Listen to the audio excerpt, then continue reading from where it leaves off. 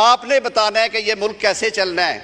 Chief justice نے چینی کا ریٹ نہیں مقرر کرنا، چیف جسٹس نے بجلی کے کھمبے لگانے کا حکم نہیں دینا، چیف جسٹس نے نہیں کہنا کہ کون سی سیاسی جماعت کو کس طرح سے چلنا ہے۔ منشور میں نے دینا ہے، میرے قائدین نے دینا ہے، آپ نے دینا ہے، انہوں نے دینا ہے۔ ڈیم بنائے ہیں انہوں نے، دیکھنے چل رہے ہیں، پانی بھی چل رہا ہے، بجلی بھی آ رہی ہے وہاں سے، پیسے انٹرسٹ والے اکاؤنٹ میں ڈال کے چلے گئے۔ کہ وہ جج جو سرکاری مراد تو لے رہے ہیں، گاڑی پہ جھنڈا بھی لگاتے ہیں، ایک اسکارٹ آگے ایک پیچھے، اگر یہ وزراء اور پارلیمنٹیرین کریں تو وہ ولن ہے معاشرے کے۔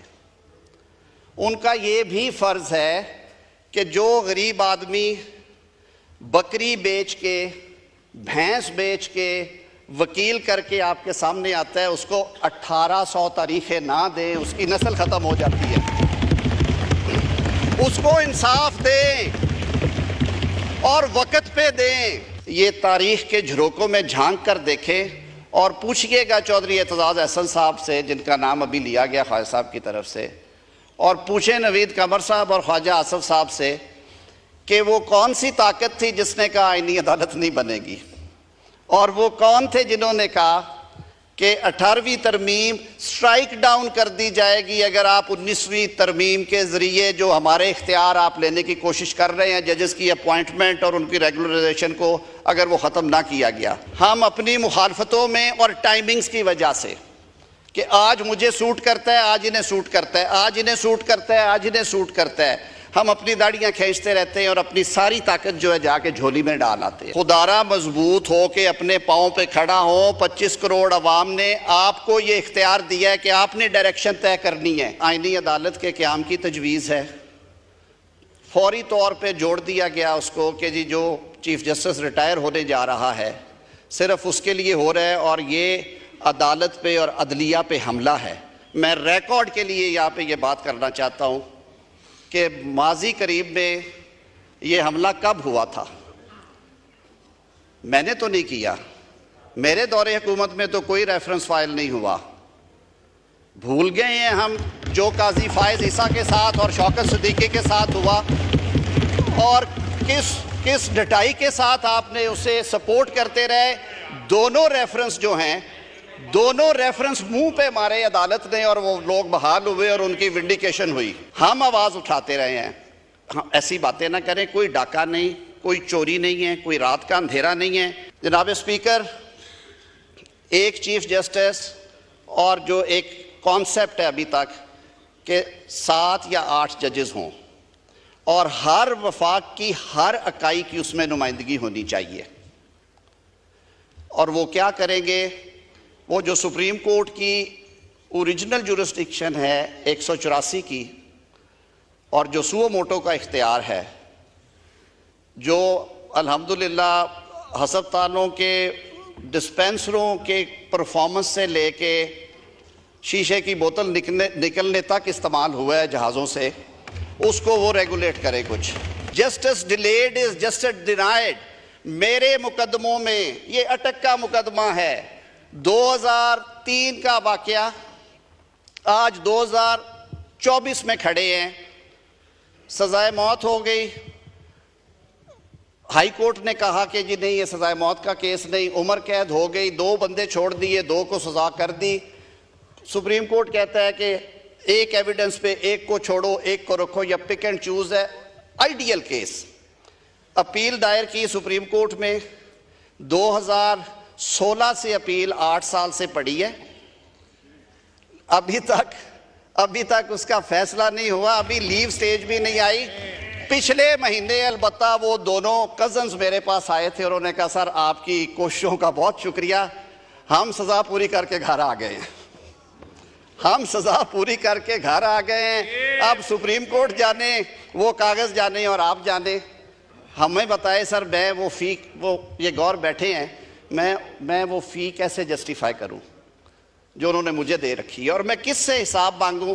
اور کل اگر وہ اپیل میرٹ پہ ڈیسائیڈ ہوتی ہے، it's a wonderful case, pick and choose ہے۔ اگر وہ بری ہوتے ہیں تو وہ 8 سال میں نے اور آپ نے دینے ہیں، کس نے دینے ہیں ان کو واپس جو انہوں نے جیل میں گزارے ہیں؟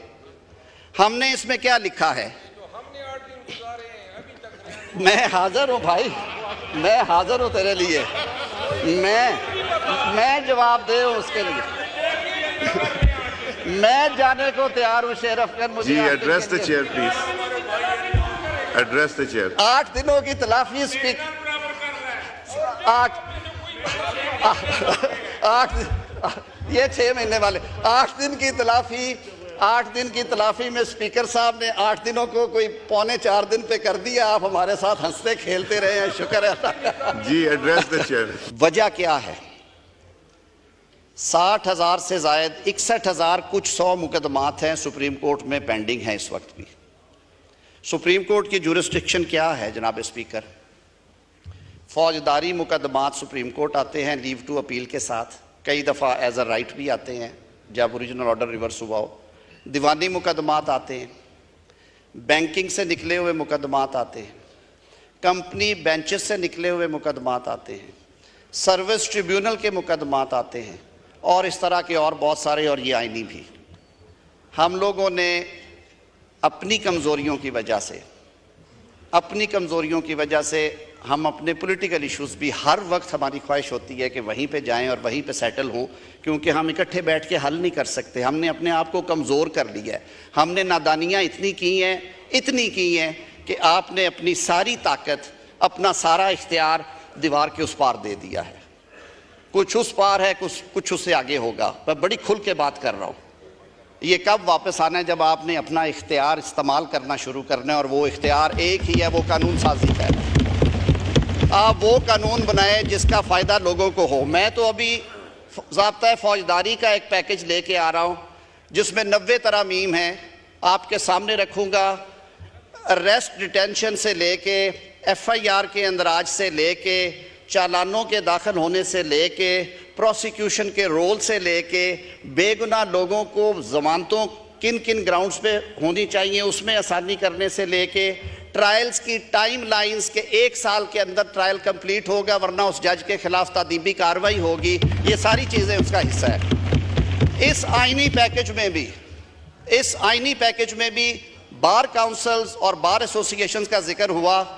اسد قیصر صاحب, اللہ کا بڑا فضل ہے مجھ پہ, میں یہ پیکج لے کے میں چیلنج کرتا ہوں, آپ میرے ساتھ چلیے. جس بار ایسوسیشن اور کاؤنسل کا آپ نام لیں گے, یہ پیکج اگر وہاں سے ڈیفیٹ ہو میں جواب دہ ہوں گا.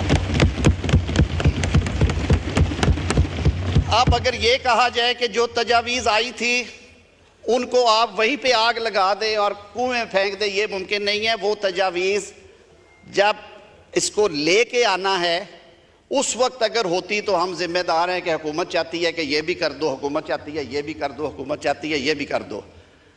آئینی عدالتوں پہ, جوڈیشل کمیشن میں پارلیمان کے افیکٹو رول پہ, سپیریئر کورٹس کے ججز کی اکاؤنٹیبلٹی کے فلاڈ ہونے پہ اور ان کی کارکردگی کو بہتر کرنے کے لیے ایفیشنسی کو مس کنڈکٹ یا ریموول کی گراؤنڈ بنانے کے لیے پاکستان کی وکلا برادری پچھلے کئی سالوں سے مطالبے کر رہی ہے. I am part of Pakistan Bar Council. اس میں لکھا ہم نے